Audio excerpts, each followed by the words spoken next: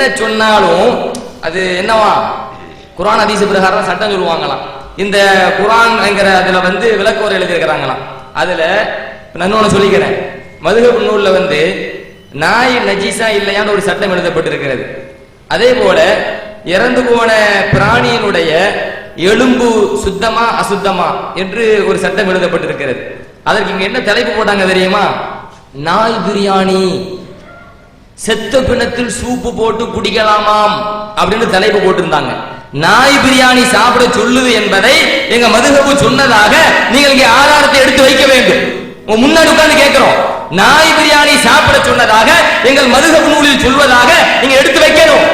அடுத்து என்ன? செத்த பிணத்தில் சூப்பு போட்டு குடிக்கலாமா சொன்னீங்கல்ல, செத்த பிணத்தில் சூப்பு போட்டு குடிக்கலாம் என்று எங்க மதுஹப் நூல்களில் எழுதி வைத்ததாக இத்தனை காலமாக 20 ஆண்டு காலத்துக்கு மேலாக மக்களை ஏமாற்றிக் கொண்டு திருந்தீர்களே, எங்க முன்னாடி அந்த வாசகத்தை நீங்கள் எடுத்து வைக்க வேண்டும். அப்ப நாய் பிரியாணி சாப்பிடலாம், செத்த பிணத்தில் சூப்பு போட்டு குடிக்கலாம் என்றெல்லாம் பதிவு செய்திருந்தீர்களே. குர்ஆனுக்கு விளக்கோரை என்கிற பெயர்ல இவங்க என்ன, இவங்க நம்ம தலை போடுறோம் இல்லையா, புழு நூடல்ஸ், பூச்சி பிரியாணி நம்மளும் சொல்லுவோம்ல, புழு நூடல்ஸ் பூச்சி பிரியாணி சொல்லி இருக்கிறாங்க. அதனால தலை போடுறோம்.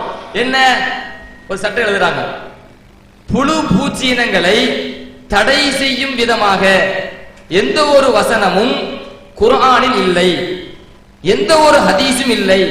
மாறாக பூச்சி இனத்தை சார்ந்த வெட்டுக்கிளியை நபிகள் நாயகம் ஸல்லல்லாஹு அலைஹி வஸல்லம் காலத்தில் அவர்களின் முன்னிலையில் நபித்தோழர்கள் சாப்பிட்டுள்ளனர்.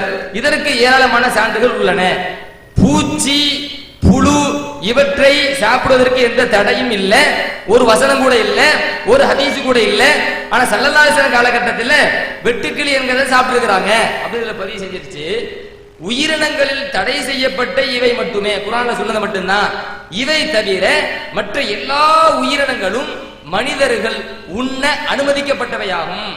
இவ்வாறு அனுமதிக்கப்பட்டவைகளில் சில நமக்கு அருவருப்பா கூட இருக்கலாம்.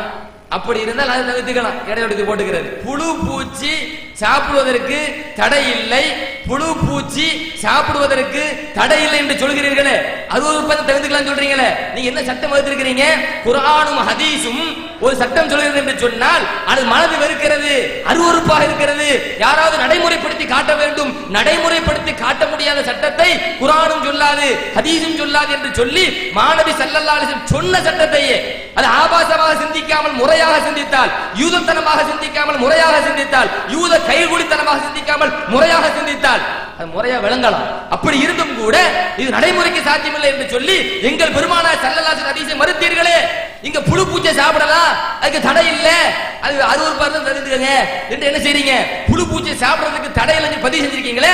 நீங்க அருவருப்பா மார்க்க அனுமதிக்காது, அங்கீகரிக்காது என்று சொன்னீர்களே.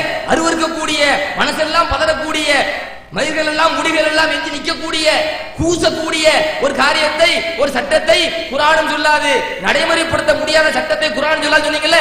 ஆளுக்கு ஒரு பிளேட் இன்னைக்கு நைட் என்ன செய்யுங்க? புழு பிடிச்சி சாப்பிடுங்க, பிரியாணி சாப்பிடுறத ஒதுக்கி வைங்க. நடைமுறைக்கு ஒத்து வராத அருவருக்காத சட்டத்தை குர்ஆன் சொல்லாது சொன்னீங்கல்ல, ஹதீஸ் சொல்லாது சொன்னீங்கல்ல, அனுமதி இருக்குன்னு சொன்னீங்கல்ல. என்ன நினைச்சீங்க நீங்க? இன்னைக்கு நைட்டுக்கு ஒரு பிளேட் என்ன செய்யுங்க? புழுவை சாப்பிடுங்க, பூச்சை சாப்பிடுங்க. அப்போ உங்க தலைவர் புழு தின்னு சொன்னாலும் தின்போம், பூச்சை தின்னு சொன்னாலும் தின்போம். ஏன்? தலைவர் சொல்லிட்டார். மாநபி ரசூலுல்லாஹி ஸல்லல்லாஹு அலைஹி வஸல்லம் ஹதீஸ் சொல்லிட்டார். அது அசிங்கமா சித்தரித்து, ஆபாசமா சித்தரித்து மறுத்துருவீங்க. ஏன்? நாங்கள் உயிரிலும் மேலாக நபியை மதிக்கிறோம், உயிரிலும் மேலாக எங்கள் மாநபியை மதிக்கிறோம் அப்படின்னு சொல்லிக்குவீங்க. அப்ப உங்க தலைவர் ஒரு சட்டத்தை சொன்னால், அருவருக்கத்தக்க கூடிய ஒரு சட்டத்தை உங்களுக்கு சொன்னாலும் கூட ஆமா ஆமா அது சாப்பிடலாம் கூடும் அப்படின்னு சொல்லுவீங்களா? குர்ஆனுக்கு எதிராக எவ்வளவு ஆபாசமான அருவருப்பான ஒரு உணவை சாப்பிடலாம் என்று, அருவருப்பான ஒரு பூச்சினத்தை புழுவை சாப்பிடலாம் என்று பதிவு செஞ்சு வச்சிருக்கீங்க. குர்ஆனுக்கு எதிராக, ஹதீஸுக்கு எதிராக யூதத்தனமான நச்சு கருத்துக்களை சொல்கிறீர்கள். நாங்கள் சொல்லிக்கிட்டே இருக்கிறோம். என்ன காணோம்? பதில காணோம். அடுத்து இன்னொரு